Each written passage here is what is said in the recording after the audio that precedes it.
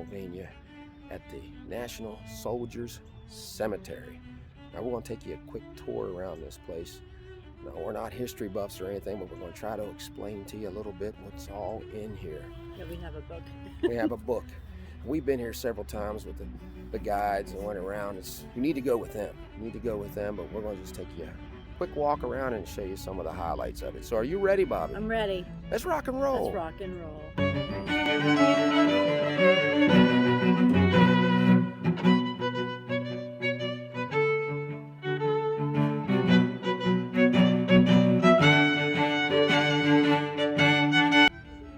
So the first thing that you come to when you walk in here is this little plaque telling you a little bit of history about this cemetery. It's talking about 7,500 soldiers were buried all through the grounds on the battlefield, and people were moved here. 3,500 people were moved here. And this is where all the Union soldiers are buried, except for there were 4 known Confederate soldiers here. Could be 9. Yeah, we might show you a marker of one of the Confederates. They didn't know they did that. That was a mistake, because it's supposed to be just Union. And also, they were paid $1.59 to dig them up and move them here. Our first stop on our tour is the speaker's rostrum. 6 presidents have given addresses from this platform. They always do it on Memorial Day. Now, this platform was constructed in 1879. And the presidents who have spoken here are Hayes, Theodore Roosevelt, Coolidge, Hoover, Franklin D. Roosevelt, and Dwight D. Eisenhower. And this monument commemorates Lincoln's Gettysburg Address on November 19th, 1863. A lot of people think that this is where Lincoln gave the speech, but this isn't. He gave the speech over in the Evergreen Cemetery. We're going to kind of point that out when we head that way. But we're going to go up here and we'll tell you a little bit about this monument right here.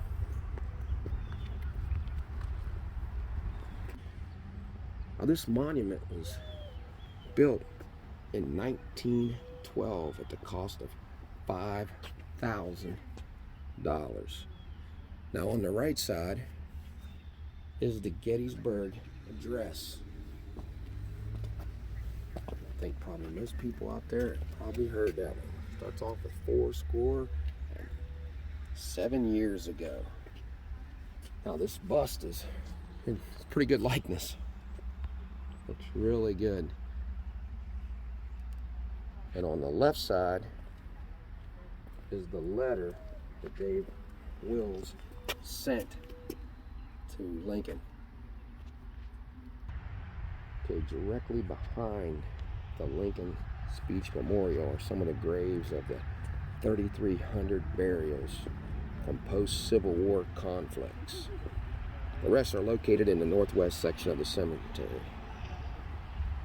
Now, although officially closed to burials in 1972, it is still open for people that are related to veterans that have already been buried here.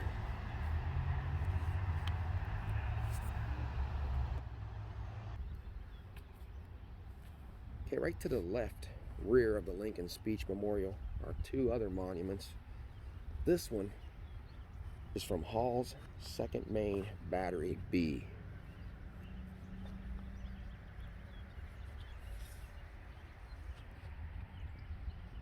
Look at that. 1862 it says on there. There's their little plaque telling them that's from the 2nd Maine.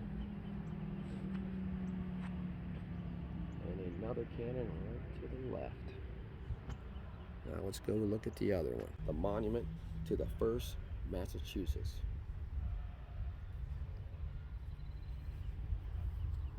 There's another cannon, and these are real cannons. Yeah, these are real ones. This was dedicated in 1885. Now, if you see that fence that's back in behind there going around, that fence was actually part of Lafayette Square in Washington, D.C., across from the White House at the time of the battle.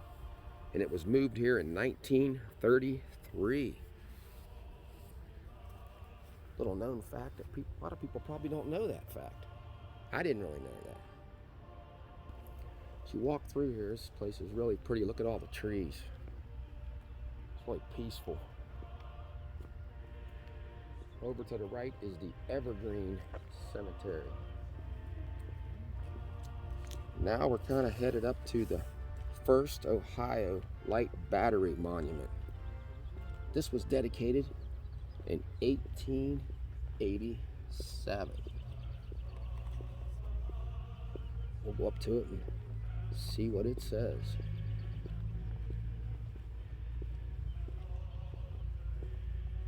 It says Huntington's Battery, 1st Ohio Light Artillery, 3rd Volunteer Brigade Artillery Reserve, July 2nd and 3rd, 1863. Our next stop, the West Virginia Artillery Battery C from the 1st West Virginia.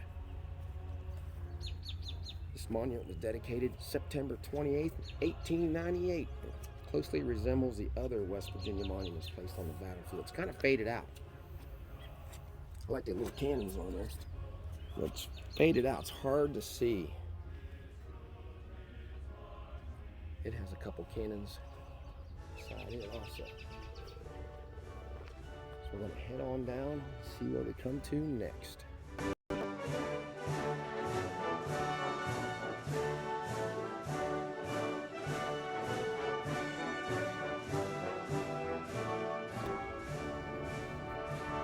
If you look off to the right, you have the semicircle of the Civil War graves. All the different states. So we head up this way, up this path. We're kind of headed to the Soldiers National Monument, but we have another battery marker on our right. So we'll head up and see what that one is. Here we have the 1st U.S. Artillery Battery H marker. Now we're going to show you a couple things on this cannon. It's kind of neat. It said it was made by Revere Copper Company. Right there. Can you see that? That was a business established by Paul Revere following the Revolutionary War. Now, something else is different. Can you see it from there, Bobby? What happened? Can you see something different about that cannon? I think I see a small dent, maybe. Yep. It's that dent right there. Oh, that's a pretty big dent. Look at that dent. This cannon was in the battle, and it was struck by a Confederate shell. So when you come through here, that's something you can tell somebody. Let's go over here and look at the front of the monument.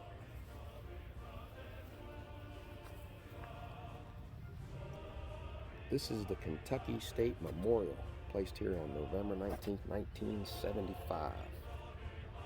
It features an image of Lincoln's handwritten Gettysburg Address. Did you see this little plaque back here? What it said? Kentucky honors her son Abraham Lincoln, who delivered his immortal address at this site now marked by the Soldiers Monument. Where this monument is at is not the exact spot where Lincoln gave the address. It's directly behind us. We're going to show it to you here in just 1 second. Now, this monument was dedicated on July 1st, 1869 at a total cost of $50,000. And clear at the top, you have the Genius of Liberty, who gazes upon their reposing dead with outstretched hand. Now we have 4 sculptures on this.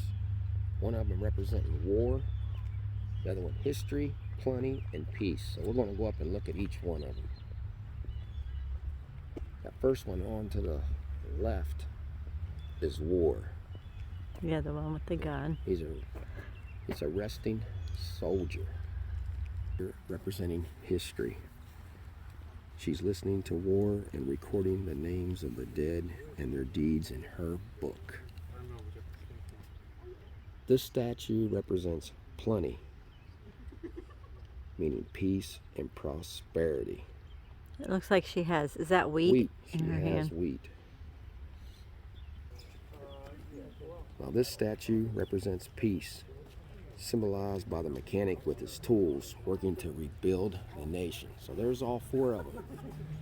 Very impressive statue. So I'm going to show you where Lincoln gave the Gettysburg Address. It's not right there in that spot. It's over here through these gates in Evergreen Cemetery.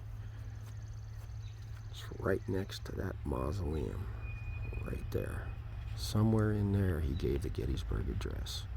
And right down here is where Jenny Wade is buried, the only civilian killed in the Battle of Gettysburg. Showing the only picture of Lincoln at the Gettysburg, doing his Gettysburg Address. Right there. There he is. There he is. So from this angle you can see, if we raise up, we can see that mausoleum. There's the mausoleum. Right there. That's where he did it.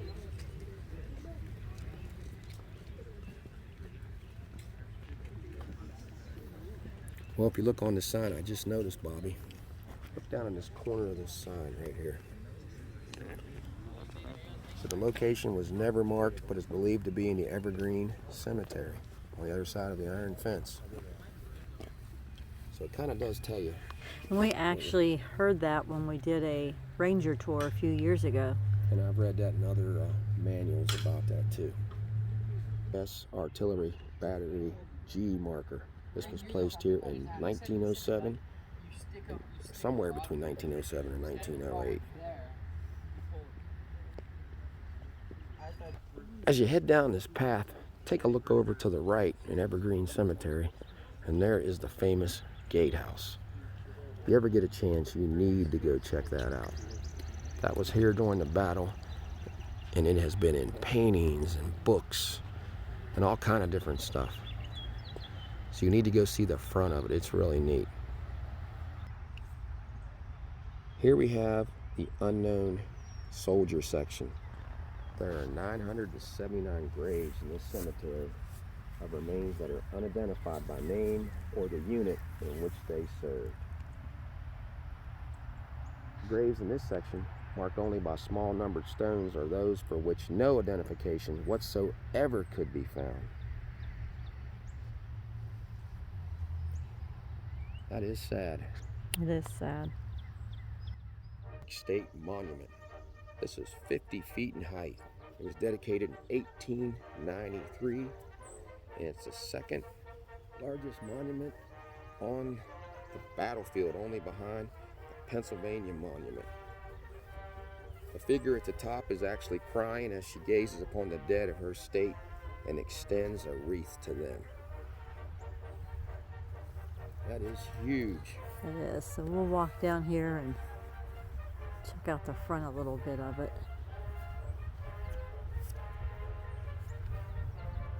There's some nice sculptures going around the sides of it. Yeah, and you really need to come here and check these out in person, because video and pictures just don't do them justice. No, because it didn't look that big till we came up on it. It's pretty tall. It is really tall.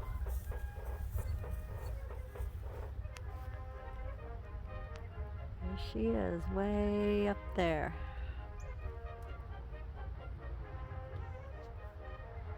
New York Independent Battery, and off to the left we have the first Ohio Artillery Battery monuments. Look at the little cannonballs lined up, stacked up back there. Yeah, I do too.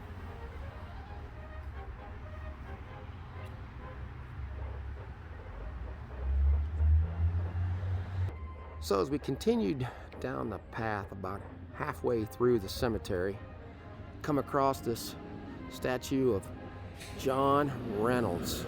He was shot in the neck out on the battlefield. This is the first portrait statue that was ever done of all the statues, and it was made by cannons. They melted down cannons to make this statue. So if you come around on this side, I think it says killed at Gettysburg.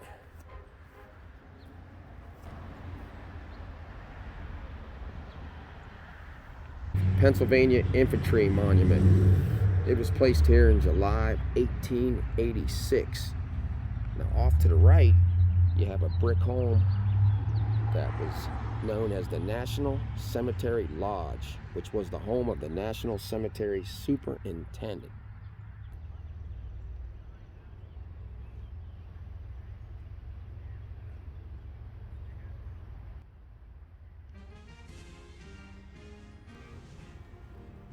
Okay, we're coming up on the grave of Captain William E. Miller of the 3rd Pennsylvania Cavalry. He won the Medal of Honor. There's only 2 Medal of Honor people in this cemetery. Now, he went out against orders and charged his men into the Confederate cavalry and routed a portion of it. He was wounded during the charge, but instead of a court-martial, he received a Medal of Honor for his bravery. And grave of Major General Charles Collis, and it's in here in the Pennsylvania section. He's looking over all the soldiers that died from Pennsylvania. He is also the Medal of Honor awardee, the other one that's buried in here. It says it was erected by the survivors of his regiment and his friends. Okay, we're going to show you probably one of the most visited graves in here, and it's in the Ohio section. And if you come down 4 rows, he'll be the 4th from the right. It's the grave of Private George Nixon III, the great-grandfather of Richard Nixon. 42-year-old Private Nixon was wounded in the right hip and side on July 2nd on the Emmitsburg Road and died on July 10th. The 1st Minnesota Infantry. This was dedicated to the fallen of the 1st Minnesota Infantry and placed here in 1867. And it's the very first stone monument placed anywhere on this battlefield.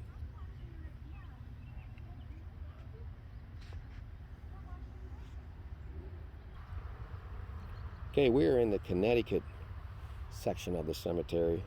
Now, this might be where 2 of the Confederate soldiers are buried. The first one is Williams. Now, he was exhumed from the area of Spangler Spring. He may very well be Captain David Williams of the 20th North Carolina Infantry, killed in that area and otherwise accounted for, because the person that they have on here has no such last name appears on the muster rolls. And the second burial, straight ahead, is S. Carter. And since the 15th Connecticut Infantry was not even at Gettysburg, he can't be found on the muster rolls. This may be the gravesite of Lieutenant Sidney Carter of the South Carolina Infantry. Now, here in the Maryland section, we have a grave that says M.F. Nod on it, of the 1st Maryland Company. A burial records show him to be a member of the Federal 1st Potomac Home Brigade Infantry, but this is actually Private Nod's of the Confederate 1st Maryland Infantry Battalion. He was wounded on July 3rd at Gettysburg and died on August 24th. So there's a Confederate soldier buried in there. Now, this cemetery is laid out like in a semicircle with markers. As you can see, all the different graves. Goes by each state and goes all the way around the statue. It's all identified by these markers in front of each state. So they go all the way around there. That's how you can find them.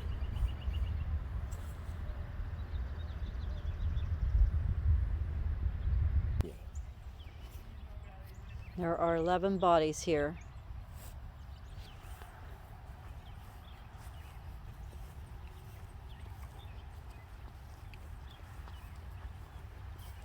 You have William Bailey.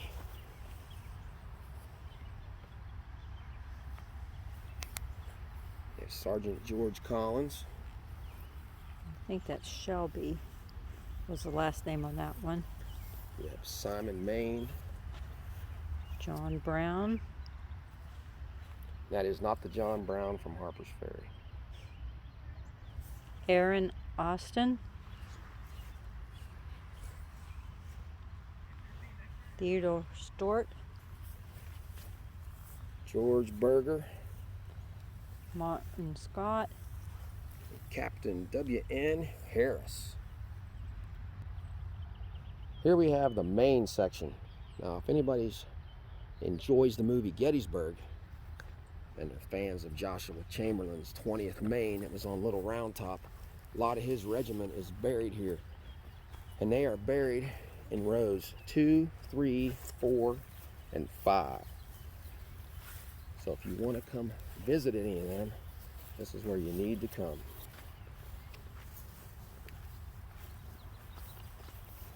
A lot of unknowns in here.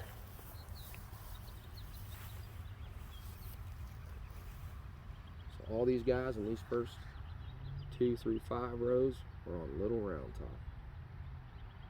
Of James Scott. Now, Scott was a bugler in the 1st Pennsylvania Reserve Cavalry. He was known as Colonel Scott. He also planned to pen a 3-volume history of the Battle of Gettysburg, but only the first volume was published in 1927 before his death in 1933. Now, he used to come visit his own grave. We got a picture of him doing that right there. There he is. There's his final resting place.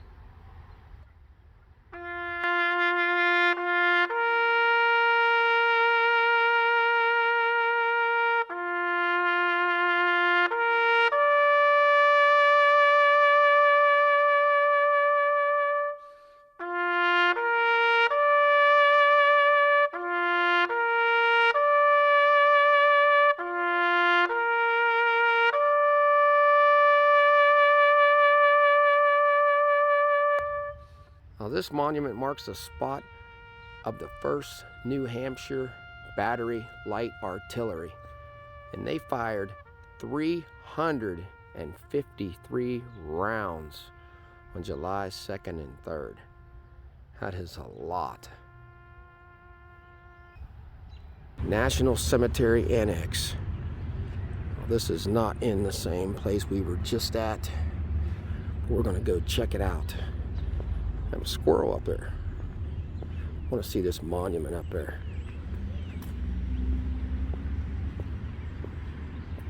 This is the Freemasonry at Gettysburg Monument. Now, the monument at the top of the hill is of Confederate General Lewis A. Armistead, and he's being aided by Union Captain Henry Bingham during the closing moments of the battle on July 3rd, 1863.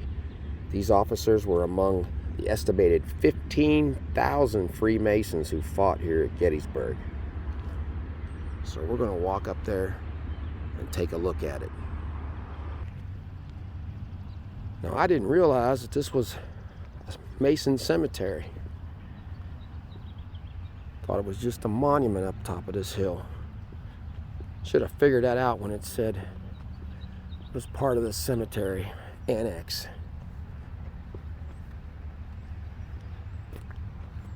A lot of graves in here. So here we have made it to the monument. Friend to friend, brotherhood undivided.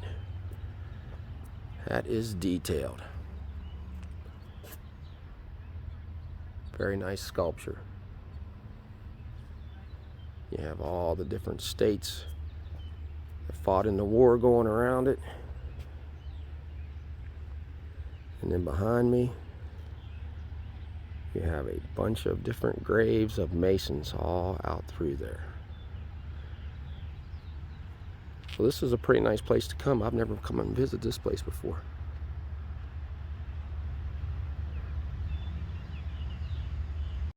So as we walk back, you can see all the different graves throughout here. A lot of people buried in here.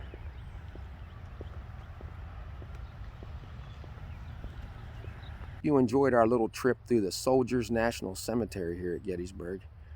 Like we said before, we're not history buffs, but we tried to show you a lot of stuff that's in here, but there is so much more to see. Yeah, we just got a book and followed the book, and it told us where to go.